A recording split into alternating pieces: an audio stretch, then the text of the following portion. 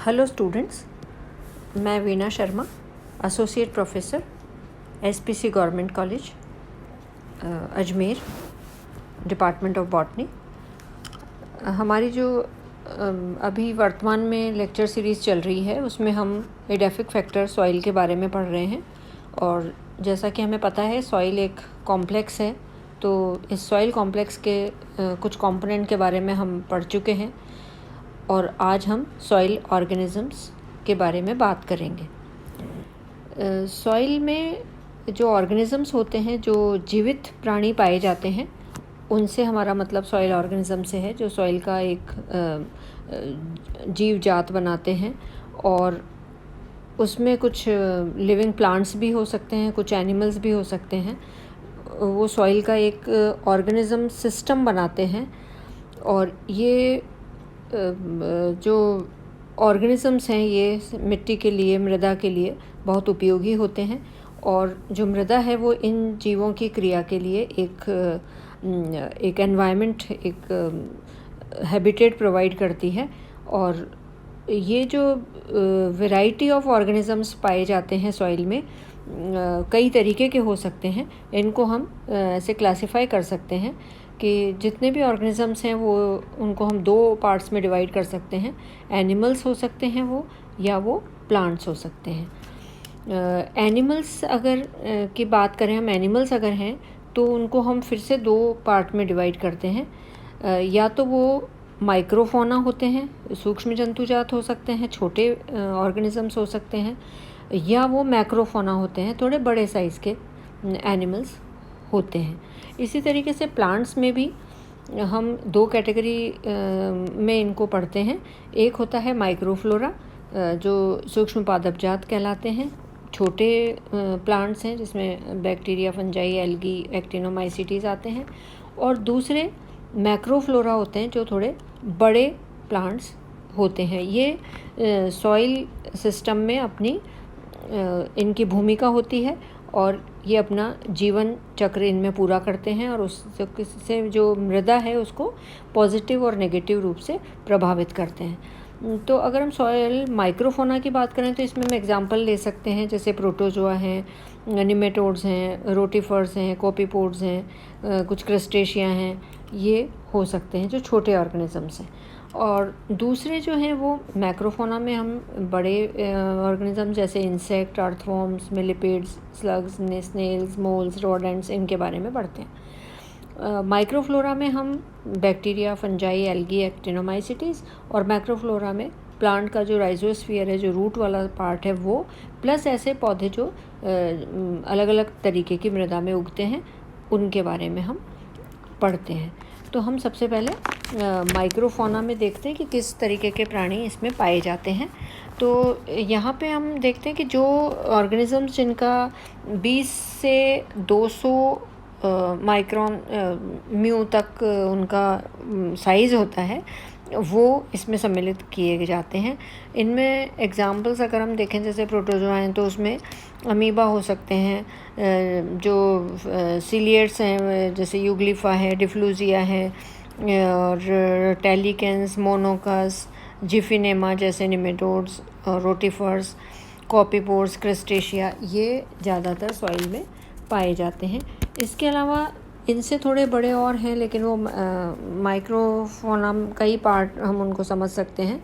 तो इसमें भी जैसे एरेक्निया, इंसेक्टा, एरेक्निडा, इस ग्रुप के मेंबर पाए जाते हैं, जो बहुत बड़े साइज़ के नहीं है, लेकिन वो माइक्रोफोना और मैक्रोफोना के बीच के साइज़ के हो सकते हैं। जैसे मकड़ी हैं, आइसोपोड्स हैं, मॉलस्क हैं, मिलीपीड्स हैं, ये इनमें पाए जा सकते हैं। माइक्रोफोना में ऐसे ऑर्गेनिजम्स की बात करते हैं जिनका साइज़ जो है वो 1 सेंटीमीटर से बड़ा होता है, जिनको हम दीर्घ प्राणी जात या गुरु प्राणी जात भी कहते हैं। इसमें मुख्यतः हम ऐसे ऑर्गेनिजम्स के बारे में बात करते हैं जो बिल बनाकर, चैनल बनाकर रहते हैं, जैसे फेरेटिमा है, मोनिलिगेस्टर, लिथोबियम, केकोपस हैं, और जैसे बिलकारी जो रोडेंट्स हैं, जैसे चूहा है, झाऊ चूहा, खरगोश, ऑटर, ये जो रोडेंट्स हैं ये सॉइल में पाए जाते हैं। अगर हम माइक्रोफ्लोरा की बात करें तो उसके उदाहरण में हम देखते हैं कि इसमें हम बैक्टीरिया, साइनोबैक्टीरिया, एल्गी, फंजाई, एक्टिनोमाइसिटीज़ के मेंबर्स के बारे में बात करते हैं। तो जो सॉइल बैक्टीरिया होते हैं वो बहुत महत्वपूर्ण होते हैं सॉइल के लिए, और जो टोटल सॉइल है उसका वो 89% पार्ट बैक्टीरिया का होता है। इसमें बैक्टीरिया जो है वो ज़्यादातर हम ये ऐसे मानते हैं कि 1 ग्राम जो सॉइल है उसमें करीब 1 करोड़ बैक्टीरिया पाए जाते हैं। और न्यूट्रिशनली ये बैक्टीरिया 2 तरीके के हो सकते हैं। या तो ये ऑटोट्रॉफिक बैक्टीरिया होते हैं जो अपनी एनर्जी जो कार्बन कंपाउंड्स होते हैं उनके ऑक्सीडेशन से लेते हैं। तो ये बैक्टीरिया नाइट्रोजन फिक्सेशन करते हैं। जो हमारे सल्फ़र बैक्टीरिया हैं, जो आयरन बैक्टीरिया हैं, ये इसमें हम उदाहरण के रूप में ले सकते हैं। दूसरे तरीके के जो बैक्टीरिया होते हैं, जैसा एक तो अपन ने ऑटोट्रॉफिक बैक्टीरिया पढ़ा और दूसरे होते हैं हीटरोट्रॉफिक बैक्टीरिया, जो अपने पोषण के लिए सॉइल के जो ऑर्गेनिक मैटर है उस पर डिपेंडेंट होते हैं, जो डेथ एंड डिके के बाद में हम इन ऑर्गेनिक पदार्थों का विघटन करते हैं, और इसके कारण जो इनऑर्गेनिक मटेरियल में नाइट्रोजन, फास्फोरस, कार्बन ये वातावरण में या मृदा का वातावरण है उसमें मुक्त होते रहते हैं और प्लांट के लिए फिर से अवेलेबल हो जाते हैं। तो इससे इन जो बैक्टीरिया हैं इनकी वजह से जो सॉइल की फर्टिलिटी है वो भी बढ़ती है। जो फंजाई हैं, सॉइल फंजाई हैं, ये एसिडिक सॉइल में पाए जाते हैं। फंजाई जो है वो पैरासिटिक हो सकती हैं, सिम्बायोटिक हो सकती हैं या सेप्रोफिटिक हो सकती हैं। पैरासिटिक फंजाई से बहुत तरीके के रोग उत्पन्न होते हैं सॉइल में। ये टॉक्सिन्स सिक्रीट करते हैं। तो इसमें ज़्यादातर एस्कोमाइकोटिना, बेसिडियोमाइकोटिना, ड्यूट्रोमाइकोटिना के मेंबर्स पाए जाते हैं। कुछ एक्टिनोमाइसिटिक फंजाई हैं, तो वो जो सलाइन सॉइल है उसमें एक्टिनोमाइसिटीज फंजाई ज़्यादा अच्छी तरीके से ग्रो करती हैं, और ये ऑर्गेनिक जो मॉलिक्यूल्स हैं जो मैटर है उसको डिकम्पोजिशन करने में हेल्पफुल होती हैं।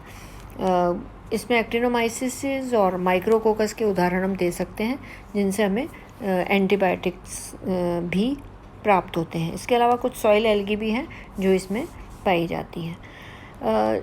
बड़े पौधों में हम ये देखते हैं कि जो प्लांट्स का अंडरग्राउंड पार्ट है, जिसे हम राइजोफियर कहते हैं या रूट के आसपास वाला रीजन है, उसके बारे में हम उसका उदाहरण ले सकते हैं। इसके अलावा कुछ डिफरेंट टाइप की सॉइल में उगने वाले पौधे हैं, उनको भी हम मैक्रोफोना में उदाहरण के रूप में ले सकते हैं। जैसे जो अम्लीय सॉइल में उगते हैं उनको ऑक्सिलोफाइट्स कहते हैं, जैसे र्यूमैक्स है, या जो हेलोफाइट्स हैं जो सेलाइन सॉइल में लवणीय मृदा में उगते हैं, जैसे सालसोला है, स्वेडा है। सेमोफाइट्स हो सकते हैं जैसे लेप्टेडिनिया है, और लिथोफाइट्स भी हो सकते हैं जैसे जो चट्टान की सतह पे पाए जाते हैं, जैसे यूफोर्बिया कैड्यूसिफोलिया है या ग्रीविया टिनेक्स है।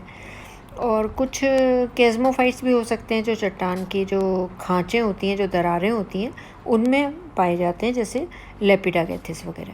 तो इस तरीके से हम देखते हैं कि ये बहुत तरीके के ऑर्गेनिज़म्स जो हैं वो सॉइल का एक इम्पॉर्टेंट पार्ट बनते हैं सॉइल कॉम्प्लेक्स का। ये स्वतंत्र रूप से अपना जीवन मिट्टी में चलाते हैं और सॉइल की क्वालिटी को इम्प्रूव करते हैं। इनके कुछ पॉजिटिव और नेगेटिव इफ़ेक्ट्स भी सॉइल पे देखने को मिलते हैं, जो डायरेक्टली और इनडायरेक्टली रूप से पौधे की वृद्धि को प्रभावित करते हैं। पृथ्वी पर जितने भी वनस्पति है, जितनी भी वेजिटेशन पाई जाती है, उनके ग्रोथ और उनकी दूसरी जो नीड्स हैं, उनमें जो सॉइल बायोटा है, सॉइल ऑर्गेनिजम्स हैं, इनकी महत्वपूर्ण भूमिका होती है। जो इनके रोल्स हैं सॉइल माइक्रो ऑर्गेनिजम्स के, वो बहुत तरीके के हो सकते हैं, और इनमें से कुछ रोल्स जो यहाँ पॉइंट आउट किए गए हैं उनके बारे में हम डिस्कस करेंगे। पहला जो इनका महत्व है सॉइल जीवजात का, वो है इनके नेचुरल स्कैवेंजर्स के रूप में, जो प्राकृतिक रूप से अपमार्जक या सफाई कर्मचारी हम इनको कह सकते हैं। कई तरीके के जो माइक्रो ऑर्गेनिज़म्स हैं, जैसे बैक्टीरिया हैं, फंजाई हैं, इनके ये पौधे और जंतुओं के जो अवशेष हैं उनका अपघटन करके, उनका डिकम्पोजिशन करके सॉइल में ह्यूमस के फॉर्म में बदल देते हैं। तो जो डेड पार्ट्स सॉइल में पड़े रहते हैं वो उनका ये अपघटन करके एक तरीके से सफाई का काम करते हैं, इसलिए हम इनको नेचुरल स्कैवेंजर्स भी कहते हैं। और अगर ये नहीं करें ऐसा काम तो हम सोच सकते हैं कि धरती पे इस तरीके के डेब्रिस का कितना बड़ा भंडार पृथ्वी पे हो जाएगा। बहुत मोटे मतलब डिपॉजिट्स जमा हो सकते हैं। तो इसलिए ये इनका जो काम है वो बहुत इम्पॉर्टेंट है, और ये डिकम्पोजिशन के बाद में जो मिनरल्स हैं उनको रिलीज़ करते रहते हैं सॉइल में, उससे मिनरल्स की जो साइक्लिंग है नेचर में वो प्रॉपर चलती रहती है। दूसरा जो इम्पॉर्टेंट रोल है इन ऑर्गेनिजम्स का वो है नाइट्रोजन फिक्सेशन में। नाइट्रोजन फिक्सेशन में ये मदद करते हैं, जैसे कई बैक्टीरिया हैं ये जो जैसे फॉर एग्जांपल राइजोबियम ही है, तो ये क्या करते हैं उसमें राइजोबियम है और या एजेटोबैक्टर है, जो अनएरेटेड सॉइल में क्लॉस्ट्रीडियम है, ये वायुमंडल के नाइट्रोजन का अकार्बनिक यौगिकों में या इनऑर्गेनिक जो कंपाउंड्स हैं जैसे नाइट्राइट्स हैं, नाइट्रेट्स हैं, उनमें फिक्स कर देते हैं नाइट्रोजन को और सॉइल की फर्टिलिटी को बढ़ाते हैं।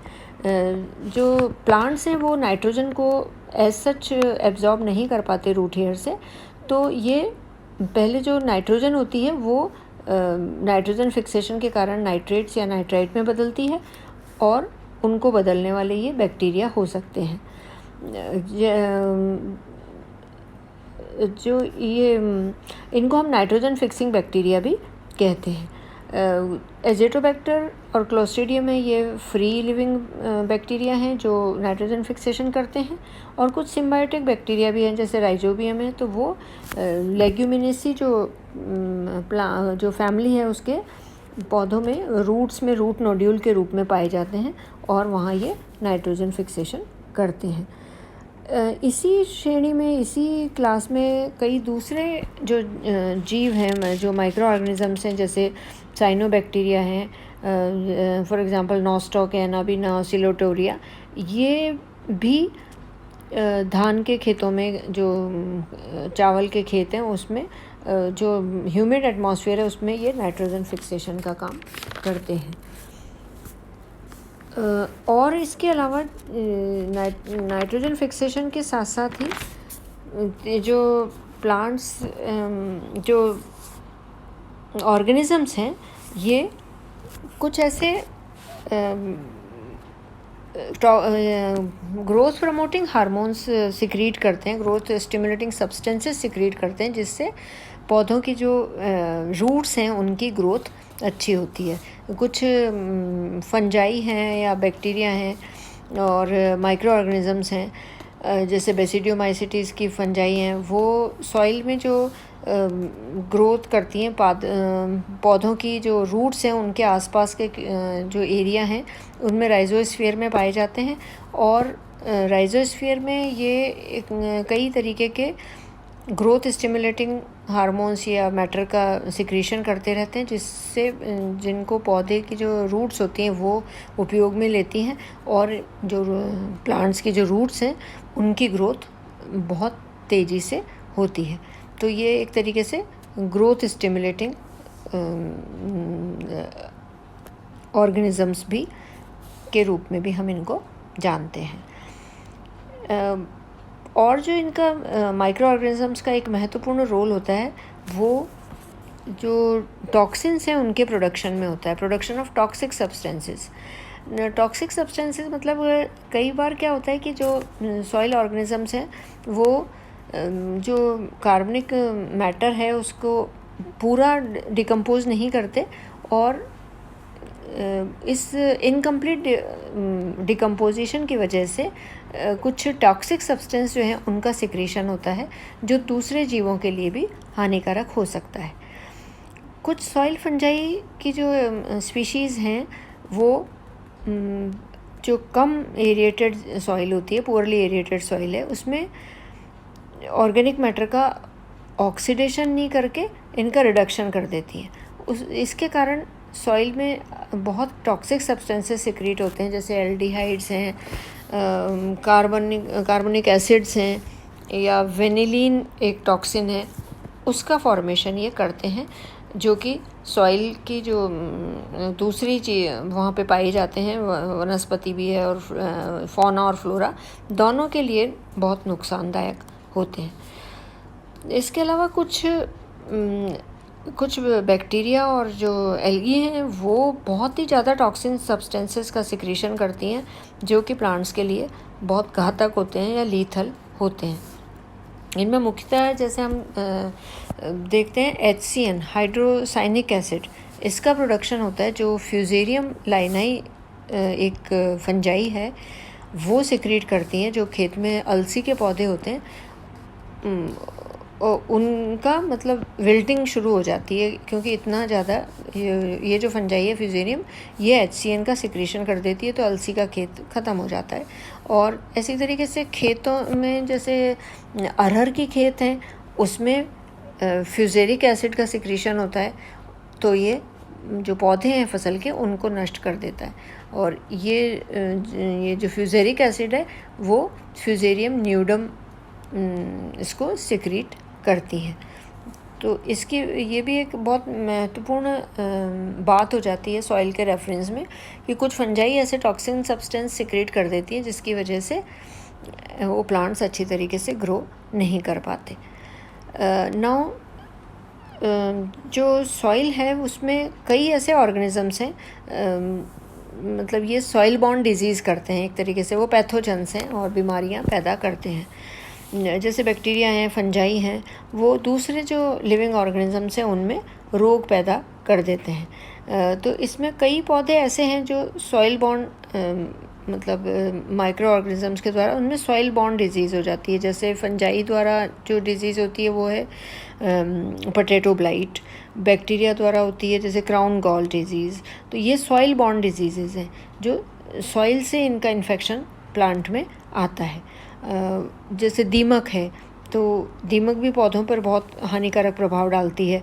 जो जानवर सॉइल में पाए जाते हैं वो पौधों को कई प्रकार से डिजीज़ कर देते हैं, रोगी बना देते हैं। कुछ इसके पॉजिटिव इफ़ेक्ट भी हो सकते हैं सॉइल ऑर्गेनिजम्स के कि ये जो बैक्टीरिया हैं, एल्गी हैं, ये क्या करते हैं, म्यूसिलेज का सिक्रीशन करते रहते हैं और इसके कारण जो सॉइल के जो पार्टिकल्स हैं उनके बड़े बड़े एग्रीगेट्स बन जाते हैं जिनको हम सॉइल एग्रीगेट्स कहते हैं। तो ये एक तरीके से सॉइल के फॉर्मेशन में हेल्प करते हैं। इन मुख्य महत्वों के अलावा भी कुछ और हो सकते हैं, जैसे सॉइल में जो बड़े पौधे होते हैं उनके साथ में कुछ बेसिडियोमाइसिटीज़ की फंगस हैं, वो जड़ों के आसपास लिपट कर एक अलग तरीके का एक सिम्बायोटिक रिलेशनशिप स्थापित कर लेती हैं, जिनको हम बायोटिक फैक्टर्स में भी पढ़ेंगे। इसको हम माइकोराइजोल एसोसिएशंस कहते हैं। और जैसे पाइनस के जो यंग प्लांट्स होते हैं उनमें ये जो माइकोराइजल एसोसिएशंस हैं इसकी वजह से बहुत ये अगर नहीं होते हैं तो पाइनस के जो सीडलिंग्स हैं वो मर जाते हैं। तो इस तरीके से जो माइकोराइजा है उसका भी सॉइल ऑर्गेनिज्म के रूप में बहुत बड़ा रोल होता है कि वो उन खनिजों को, उन मिनरल्स को एब्जॉर्प्शन करने में पौधे की मदद करते हैं जो जनरली प्लांट अपनी फिजियोलॉजिकल कंडीशन के कारण ज़मीन से अपटेक नहीं कर पाता है। फॉर एग्जांपल फास्फोरस है तो वो वैसे नहीं कर पाता, तो ये माइकोराइजा की हेल्प से वो प्लांट्स उनको रूट एयर से एब्जॉर्ब कर लेते हैं। इसके अलावा और भी हम ये देख सकते हैं कि जो ऑर्गेनिक मैटर है उसका डिकम्पोजिशन होता है, तो कई बैक्टीरिया, जीवाणु या फंजाई ऐसे मतलब वो जो भी प्लांट या एनिमल का भी जो भी डेड बॉडी है उसमें जो कॉम्प्लेक्स ऑर्गेनिक मॉलिक्यूल्स हैं, जैसे शुगर्स हैं, starch, proteins, cellulose, fats, lignans, इनको डिकम्पोज करते हैं। डिकम्पोज़र के रूप में इनका रोल है और इनका मिनरलाइजेशन करके उनको इनऑर्गेनिक मटेरियल में बदल के वो सॉइल की एक तरीके से फर्टिलिटी बढ़ाते हैं, उसका न्यूट्रिशनल लेवल बढ़ाते हैं और इससे सॉइल की फर्टिलिटी बढ़ती है। तो और मिनरल्स जो रिलीज़ होते हैं इन बैक्टीरिया और फंजाई की वजह से, के डिकम्पोजिशन एक्टिविटी की वजह से, उससे ये मिनरल्स जो हैं वो इकोसिस्टम में मूव करते हैं एबायोटिक से बायोटिक एंटिटीज़ के बीच में, और इस तरीके से बायोजियोकेमिकल साइकिल्स का संचरण जो है, चक्रीकरण जो है वो अच्छी तरीके से मृदा में या वातावरण में चलता रहता है। कुछ जो जैसे सॉइल में रूट्स हैं या जो ट्यूबर्स हैं, वो सॉइल की जो पानी की मात्रा है उसका लगातार रेगुलेट करते हैं, उसको नियमन करते रहते हैं, क्योंकि ये जल को उपयोग में लाते रहते हैं और इसी तरीके से ये सॉइल सॉल्यूट का भी साइक्लिक मूवमेंट बनाए रखते हैं। सॉइल की मिक्सिंग में, सॉइल के एरिएशन में भी सॉइल ऑर्गेनिजम्स का एक बहुत महत्वपूर्ण रोल होता है। जैसे जो ट्रीज़ हैं या जो झाड़ियाँ हैं, उनकी जो जड़ें हैं वो गहराई तक मिट्टी में पेनिट्रेट करती हैं और ये जो सॉइल के बड़े बड़े पार्टिकल्स हैं उनको छोटे उसमें तोड़ देती हैं, एक तरीके से सॉइल का वेदरिंग प्रोसेस को फैसिलिटेट करती हैं और इसमें सॉइल की जो है वो साथ साथ में उनकी मिक्सिंग भी करती रहती हैं। इनके जो डेड पार्ट्स हैं वो उस जगह पे मिलते रहते हैं मिनरल पार्टिकल्स के साथ में, और ये सॉइल की मिक्सिंग में भी हेल्प करते हैं। जैसे बिल बना के जो ऑर्गेनिज्म सॉइल में रहते हैं उनका भी बहुत रोल है। वो उनको हम एक तरीके से किसानों के मित्र कहते हैं, जैसे अर्थवॉर्म्स हैं। ये बिल बनाते समय मिट्टी को खाते हैं और इससे जो मिट्टी है वो बाद में एक तरीके से एक्सक्रीटा के रूप में बाहर निकालते हैं और ये बार बार मिट्टी में ऊपर से नीचे तक चलते हैं केंचुए, तो इनकी वजह से सॉइल की मिक्सिंग प्रॉपर होती है, सॉइल में एरिएशन बढ़ता है और ये सॉइल जो है वो ज़्यादा उपजाऊ हो सकती है। तो इस तरीके से हम ये देखते हैं कि जो सॉइल ऑर्गेनिजम्स है वो जो भी सॉइल में पाए जाते हैं, बहुत वैरायटी के ऑर्गेनिज्म सॉइल में पाए जाते हैं और इनका एक बहुत इम्पॉर्टेंट रोल हो जाता है सॉइल की फर्टिलिटी को बढ़ाने में। नेचुरल स्कैवेंजर्स के रूप में नाइट्रोजन फिक्स करते हैं, रूट ग्रोथ को प्रमोट करते हैं, और कुछ नेगेटिव भी बातें हैं जिसमें ये डिजीज़ेस पैदा करते हैं या कुछ टॉक्सिक सब्सटेंसेस का सिक्रीशन करते हैं। तो इसके साथ ही हम आज सॉइल जो है हमारा एडेफिक फैक्टर, इसको यहाँ पे हम विराम देंगे, जिसमें हमने सॉइल कॉम्प्लेक्स के विभिन्न कंपोनेंट्स के बारे में पढ़ा। Thank you very much.